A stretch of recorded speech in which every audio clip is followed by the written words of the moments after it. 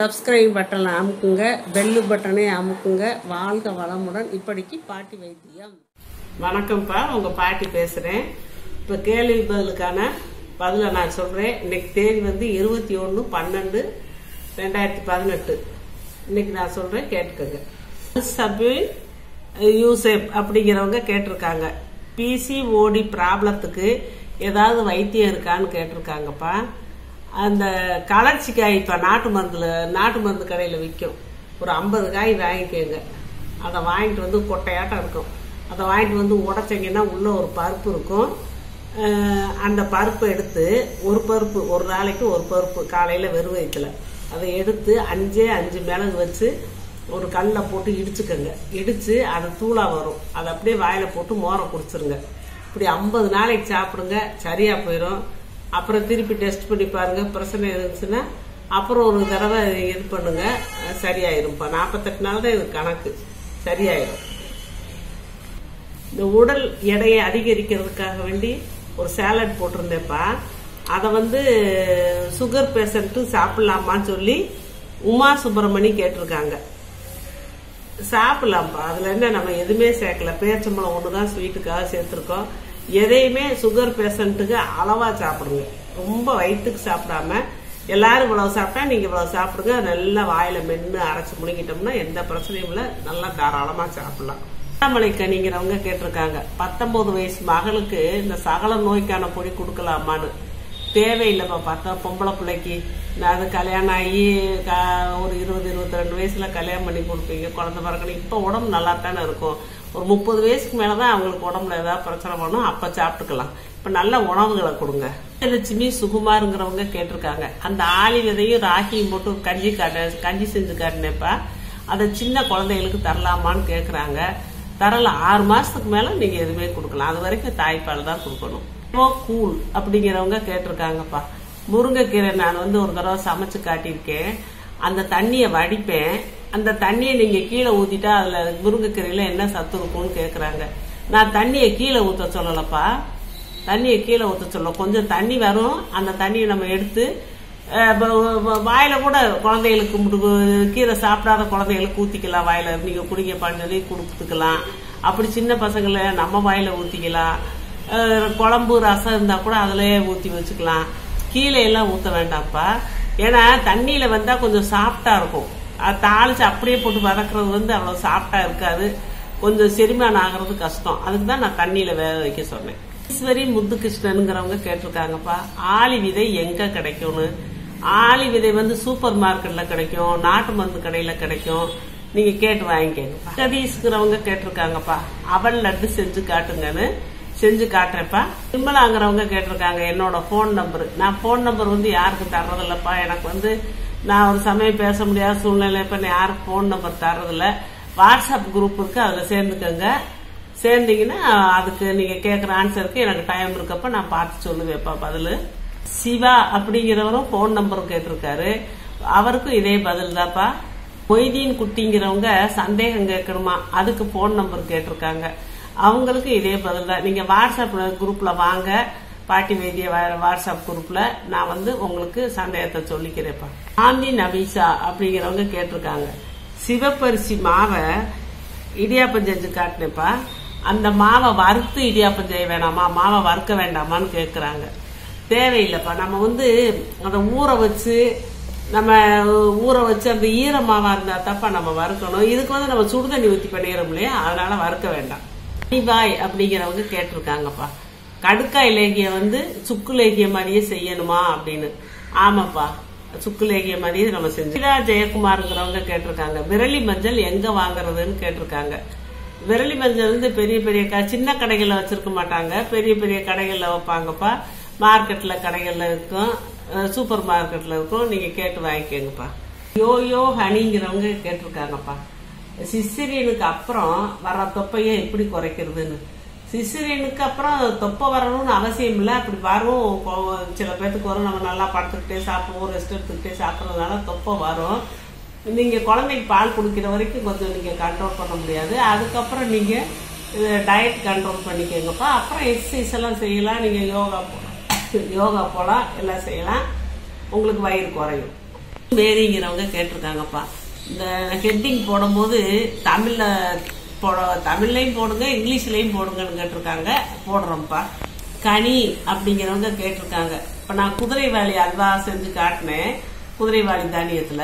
அதே மாதிரி கம்பு, சோளம், இந்த கவினி அரிசி இதுகளெல்லாம் செய்யலாமான்னு கேட்டிருக்காங்க. செய்யலாம்ப்பா. சிலின் டயானாங்கிறவங்க கேட்டிருக்காங்கப்பா. இந்த அஷ்டசோரணத்தை குழந்தைகளுக்கு கொடுக்கும்போது ஹனி கலந்து கொடுக்கலாமான்னு கேட்குறாங்க. கொடுக்கலாம்ப்பா. பெரியவங்களுமே ஹனி கலந்து சாப்பிடலாம். சின்ன பசங்களுக்கும் ஹனி கலந்து கொடுக்கலாம். பத்மநாபன்கிறவங்க கேட்டிருக்காங்க. சர்க்கரை நோயாளியை அந்த உடல் இழைக்கிற தேநீர் நான் போட்டிருக்கேன் யூடியூப்ல, அதை குடிக்கலாமான்னு கேட்டிருக்காங்கப்பா. குடிக்கலாம்ப்பா, குடிக்கலாம். ஆனா நீங்க கொஞ்சம் மற்றவங்க போடுற சுகர் கருப்பட்டியை காட்டிலும் நீங்க பாதியா குறைச்சு போட்டுக்கோங்கப்பா. ஆவை சந்திராங்கிறவங்க கேட்டிருக்காங்க. அந்த உடல் எடையை குறைக்கிற தேநீர்ல கருப்பட்டி கிடைக்கலன்னா வெல்லம் போட்டுக்கலாமான்னு கேட்டிருக்காங்க. போட்டுக்கலாம்ப்பா. அங்கி சக்திங்கிறவங்க கேட்டிருக்காங்க. அந்த ஆளிவிதை பொடி ஒன்று போட்டு காட்டினேன். அது டேஸ்ட் எப்படி இருக்கும்னு கேட்டிருக்காங்க. நம்ம இட்லி பொடி மாதிரி தான்ப்பா இருக்கும். கிருஷ்ணவேணிங்கிறவங்க கேட்டிருக்காங்க. கிட்னி ஸ்டோனுக்கு ஏதாவது மருந்து கேட்டிருக்காங்கப்பா. கிட்னி ஸ்டோனுக்கு நீங்க மருந்துங்கிறத நீங்க நினைக்காதீங்கப்பா. தண்ணி நல்லா குடிக்கணும். அடிக்கடி நீங்க தண்ணி குடிச்சு அடிக்கடி யூரின் போகணும். யூரின் போறத நீங்க அடக்கக்கூடாது. இதுதான் ஃபர்ஸ்ட் ஸ்டேவும். வேற மருந்து மாயமெல்லாம் அப்புறம்தான். நீங்க இதுக்கு இந்த நெருஞ்சில் பவுடர்னு சொல்லி கடையில விற்கும், நாட்டு மருந்து கடையில. அதை வாங்கி ஒரு 40 நாளைக்கு ஒவ்வொரு டீஸ்பூன் வாயில போட்டு தண்ணி குடிங்க, சரியா போகும். அப்புறம் சிறுகீரை வேர் இருக்கு பார்த்தீங்களா, அந்த வேரை கொஞ்சம் ஒரு கைப்பிடி அளவு வெட்டி நல்லா 5-6 தடவை அரைச்சி குக்கரில் வச்சு ஒரு வெங்காயம், தக்காளி, சீரகம், மஞ்சள் எல்லாம் போட்டு அரைச்சி அந்த வேரில் போட்டு ஒரு 2 கிளாஸ் தண்ணியை ஊற்றி குக்கரில் வச்சு ஒரு 2 விசில் வர வரைக்கும் வச்சு இறக்கிடுங்கப்பா. லைட்டாக உப்பு போட்டு, ரொம்பலாம் உப்பு போட்டுறாங்க, லைட்டாக உப்பு போட்டு இறக்கிட்டு அதை சூப் மாதிரி வடிகட்டி டெய்லி குடிங்க. உங்களுக்கு கிடைக்கிறப்ப எல்லாம் குடிங்க. இத்தனை நாள் கணக்கு கிடையாது. உங்களுக்கு சிறுகீரை கிடைச்சா அன்னைக்கு வாங்கி நீங்கள் வேஸ்ட் பண்ணாமல் வேற வேஸ்ட் பண்ணாமல் நீங்கள் அந்த மாதிரி குடிங்க, வராது. மெயின் நீங்கள் தண்ணி நல்லா குடிக்கணும். வாழைத்தண்டு சும்மா சமையல்லே செஞ்சு சாப்பிட்டுக்கலாம், சாரா வேணாலும் குடிச்சுக்கலாம். யோகி ஆஸ்வாங்கிறவங்க கேட்டிருக்காங்க. அவங்க வீட்டுல குண்டு மஞ்சள் இருக்காமா, அதுல மஞ்சள் பொடி அரைக்கலாமான்னு கேட்டாங்க. அது குழம்புக்கான மஞ்சள் பொடி அரைக்க வேணாம்ப்பா. குண்டு மஞ்சளை உடம்புக்கு தேய்ச்சி குளிப்பாங்க பார்த்தீங்களா லேடிஸுங்க, அதுக்கு அரைச்சி வச்சுக்கோங்க. குழம்புக்கு விரலி மஞ்சள் தான் நல்லா இருக்கும். சந்திராங்கிறவங்க கேட்டிருக்காங்க. அந்த சிவப்பு கவனி அரிசி நான் இடியாப்பம் செஞ்சேன்லப்பா, அதை அரிசியை ஊற வச்சு அரைச்சு செய்யலாமா இல்ல அப்படியே அரைக்கலாமான்னு கேக்குறாங்க. அரிசியை ஊற வச்சு நம்ம மிக்சிலயோ மிஷின்லயோ அரைச்சோம்னா நம்ம அதிரச மாவு மாதிரி அரைச்சு எடுத்துட்டு வந்தோம்னா அதை வறுத்துட்டு நம்ம செய்யலாம்ப்பா. அப்படி இல்லை நம்ம அப்படியேவும் கழுவி காய போட்டுட்டு அரைச்சாலும் அரைச்சிக்கலாம். இல்லை அப்படியே சுத்தமா இருந்துச்சுன்னா அப்படியே கூட அரைச்சிட்டு நம்ம வெந்நியை ஊற்றி செய்யும் போது நம்ம அரிசியை ஊரெல்லாம் வைக்க வேண்டாம். வெந்நியை ஊற்றி அந்த மாவை கிண்டி நம்ம இடியாப்பம் பண்ணிக்கலாம். தீஜாங்கிறவங்க கேட்டிருக்காங்க. தூதுவளை ரசத்துல புளி சேர்க்கலாமான்னு. நான் தூதுவளை ரசம் வீடியோல போட்டிருக்கேப்பா, அதுக்காக வேண்டி அவங்க கேட்டிருக்காங்க. புளி சேர்க்கலாம்ப்பா. குருசங்கர் குணசேகருங்கிறவங்க கேட்டிருக்காங்கப்பா. உடல் எடை குறைக்கிற அந்த தேநீரை பெர்கன்ட்டுக்கு ரெடியாகிறவங்க குடிக்கலாமான்னு. குடிக்கலாம்ப்பா. பானு பிரபாகர் கேட்டிருக்காங்க. உடல் எடை குறைக்கிற தேநீர் ஒன்று போட்டிருக்கேன்ல யூடியூப்ல, அதை பார்த்துட்டு கேட்டிருக்காங்க. கண்டந்திப்பிலி, சுக்கு, மிளகு இதெல்லாம் சேர்க்கலாமான்னு கேட்குறாங்க. அதெல்லாம் சளிக்கு சேர்க்க வேண்டியதுப்பா. இதுல சேர்த்தா ஒன்றும் தப்பு கிடையாது. ஏதோ உங்களுக்கு வேணா கொஞ்சம் கொஞ்சம் சேர்த்துக்கோங்க, சேர்த்தா தப்பு கிடையாது. ஆனா அது சளிக்கானது தான்ப்பா. அது ஆசி சிராஜுங்கிறவங்க கேட்டிருக்காங்க. எடை குறைக்கும் தேநீரை எந்த நேரம் சாப்பிட்றது, அப்புறம் என்ன சாப்பிட்றோன்னு கேட்டிருக்காங்க. காலையில சாப்பாட்டுக்கு போது நம்ம டீ குடிக்கிறோம்லப்பா, அந்த நேரத்துல குடிங்க. அதே மாதிரி சாயந்தரம் டீ குடிக்கிற நேரத்துல குடிங்க. காப்பி டீயே விட்டுருங்கிறவங்க கேட்டிருக்காங்க. இந்த குதிரைவாலி அரிசியில அல்வா உருண்டை செஞ்சு காட்டியிருக்கேன். அது எவ்வளவு நாளைக்கு இருக்கும்னு கேட்டாங்க. அது எவ்வளவு நாளைக்கெல்லாம் வச்சு சாப்பிட்றதுலப்பா, அப்போதைக்கு கொஞ்சம் எடுத்து சாப்பிடணும். நான் அன்னைக்கு நிறைய செஞ்சு யூடியூப்ல காட்டினேன். அன்னைக்கு எங்க வீட்டுல கெஸ்ட் நிறைய பேர் இருந்தாங்க, அதனால எல்லாத்துக்கும் வேணுமேனு கொஞ்சம் நிறைய செஞ்சேன். நீங்க சும்மா கொஞ்சமா ஒரு 100 கிராம் போட்டு செஞ்சு உடனே அப்படியே சாப்பிட்டுக்கலாம், முடிச்சுக்கலாம், அவ்வளவுதான்ப்பா.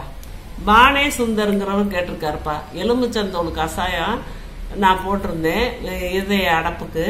அது அவர் 3 நாள் குடிச்சிட்டு அவருக்கு தொண்டையில வலி ஏற்பட்டுச்சா, தொண்டை அடைக்கிற மாதிரி இருந்துச்சா, என்ன செய்யன்னு கேட்குறாரு. அவரு கொஞ்சம் சூடா குடிக்கணும்ப்பா, குடிச்சாதாப்பா அது இதாகும். நீங்க உங்களுக்கு ஏதோ சளி பிரச்சனை அந்த நேரத்துல இருந்திருக்கு, தொண்டை கட்டுற பிரச்சனை இருந்திருக்கு, அந்த நேரத்துல நீங்க இதை கொஞ்சம் ஆற வச்சு குடிப்பீங்க போல. இதுக்கு அதுக்கும் சம்பந்தம் இல்லை, நீங்க சூடா குடிங்க, சரியா போயிடும். முத்துங்கிறவங்க கேட்டிருக்காங்கப்பா. தாய்ப்பால் கொடுக்கறவங்க இந்த எடை குறையிற தேநீரை குடிக்கலாமான்னு கேட்டிருக்காங்க. குடிக்கலாம்ப்பா. சப்ஸ்கிரைப் பட்டனை அமுக்குங்க, பெல்லு பட்டனை அமுக்குங்க. வாழ்க வளமுடன். இப்படிக்கு பாட்டி வைத்தியம்.